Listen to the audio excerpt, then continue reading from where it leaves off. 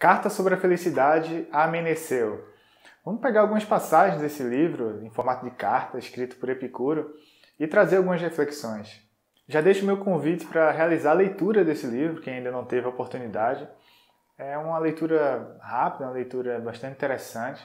É um livro bem curtinho e realmente vale a pena para quem deseja conhecer um pouco da filosofia do Epicuro. Antes de trazer as passagens do livro, como é a primeira vez que eu trago algum texto de Epicuro aqui no canal, acho que vale a pena falar um pouco sobre ele, né? É um filósofo da Grécia Antiga que viveu por volta de 300 a.C.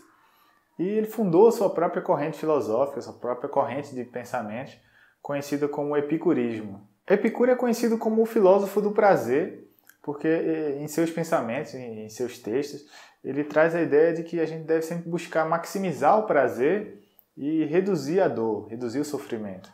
Com esse título, a gente poderia imaginar que o epicurismo prega uma busca desenfreada pelo prazer, uma busca por todo tipo de prazer, quando na verdade ele deixa claro que alguns prazeres devem ser evitados e algumas dores devem ser aceitas, para se encontrar o verdadeiro prazer da vida e a saúde do espírito. Uma forma de se proteger da dor é encontrar o prazer nas coisas simples.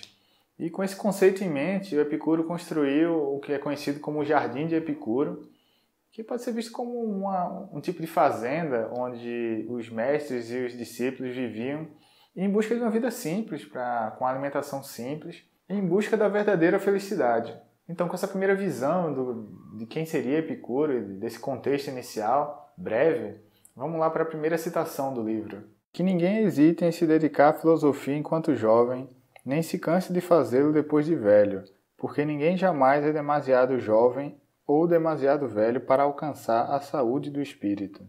É assim que o livro se inicia, ou a carta se inicia, e logo nesse início ele deixa claro essa relação da filosofia como um meio para encontrar a felicidade. Logo em seguida ele fala que se você pensa que ainda não chegou a hora, ou que já passou da hora de se dedicar à filosofia, é como se pensasse que ainda não chegou a hora ou já passou a hora de ser feliz. Ou seja, se dedicar à filosofia é se dedicar à felicidade, nessa visão que ele tem. Mas por quê? E talvez até mais importante, será que essa felicidade que ele buscava ainda tem sentido em nosso contexto? Talvez algumas poucas pessoas ainda queiram viver num jardim de Epicuro, ou viver naquele tipo de vida que ele pregava e que ele vivia. Mas eu acredito que a grande maioria das pessoas não, pelo menos não na nossa sociedade atual. Por outro lado, a filosofia apresenta algumas ideias e algumas reflexões que podem ajudar qualquer pessoa a construir um caminho para a felicidade.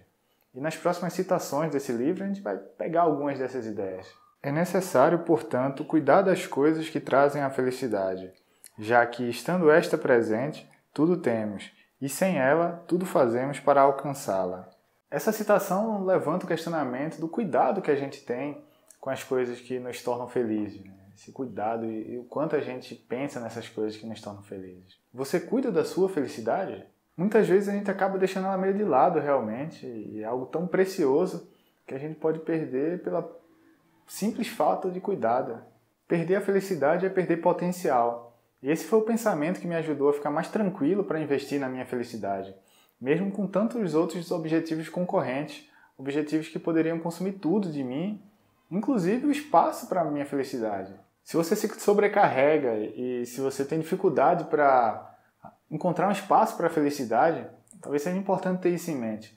Felicidade é potencial. É claro que é importante ter uma distinção entre essa busca ou essa construção de uma vida feliz com uma busca por estar sempre feliz. Estar sempre feliz não é possível e talvez nem seja desejável. Que tipo de pessoa a gente se tornaria sem passar por nenhum sofrimento, por nenhuma dor? Acostuma-te à ideia de que a morte para nós não é nada, visto que todo bem e todo mal residem nas sensações, e a morte é justamente a privação das sensações. Então, o mais terrível de todos os males, a morte, não significa nada para nós, justamente porque, quando estamos vivos, é a morte que não está presente. Ao contrário, quando a morte está presente, nós é que não estamos. Para Epicuro, essa visão de que a morte não significa nada traz tranquilidade para a gente conseguir viver em paz, sem temer ou mesmo desejar a sua chegada. Para ele, essa forma de visualizar a morte é uma das coisas que permite ao sábio construir a felicidade. Embora o prazer seja nosso bem primeiro e inato, nem por isso escolhemos qualquer prazer. Há ocasiões em que evitamos muitos prazeres quando deles nos advêm efeitos o mais das vezes desagradáveis, ao passo que consideramos muitos sofrimentos preferíveis aos prazeres se um prazer maior advier depois de suportarmos essas dores por muito tempo. Na visão de Epicuro, os prazeres são os bens e as dores são os males. Porém, nem por isso qualquer prazer deve ser aceito ou qualquer dor evitada. Para se construir uma felicidade que seja sólida, os prazeres e as dores devem ser avaliados de acordo com as suas consequências. Alguns prazeres mais imediatos podem trazer diversas dores futuras. Já muitas dores podem trazer prazeres maiores no futuro. Pegando um exemplo inferido do próprio livro, a dor de se privar de uma alimentação mais elaborada, uma alimentação mais rebuscada, pode trazer o prazer de encontrar a felicidade numa alimentação simples. Trazendo para um exemplo mais atual, a dor de deixar de sair com amigos e deixar de ir para festas para se dedicar aos estudos pode, por exemplo, trazer o prazer de passar em um vestibular. Então, para Epicuro, a gente sempre deve avaliar os prazeres e as dores sobre essa visão do que eles podem trazer para a gente. Então, às vezes um prazer agora pode trazer uma dor muito maior no futuro. Então, para construir uma felicidade sólida, a gente tem que fazer essa pesagem. Habituar-se às coisas simples, a um modo de vida não luxuoso, portanto, não é só conveniente para a saúde, como ainda proporciona ao homem os meios para enfrentar corajosamente as adversidades da vida.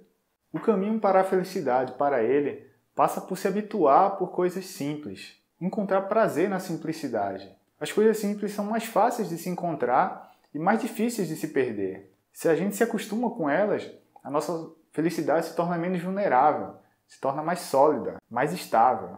Nesse canal eu falo bastante sobre minimalismo, então vou deixar um card aqui com alguns vídeos, de uma série de vídeos sobre minimalismo que eu já produzi aqui. Então se você se interessou por essa ideia de buscar a felicidade, ou de construir a felicidade a partir de uma vida mais simples, talvez valha a pena dar uma olhada nesse conteúdo e quem sabe até se inscrever no canal. Essas foram as citações que eu destaquei aqui nesse vídeo e as reflexões que elas trouxeram para mim. Vale ressaltar que esse vídeo não foi um resumo do livro e nem pretende ser uma aula de filosofia sobre Epicuro ou epicurismo. E se você gostou de algum trecho ou mesmo discordou de alguma coisa, deixa aqui nos comentários para a gente seguir com a discussão. E mais uma vez, para quem tiver a oportunidade, vale a pena a leitura. É um livro bem curtinho e, como eu já falei, é uma leitura bem interessante e vale a pena conhecer um pouco do pensamento do Epicuro. Então, até uma próxima, com mais conteúdo para a gente evoluir.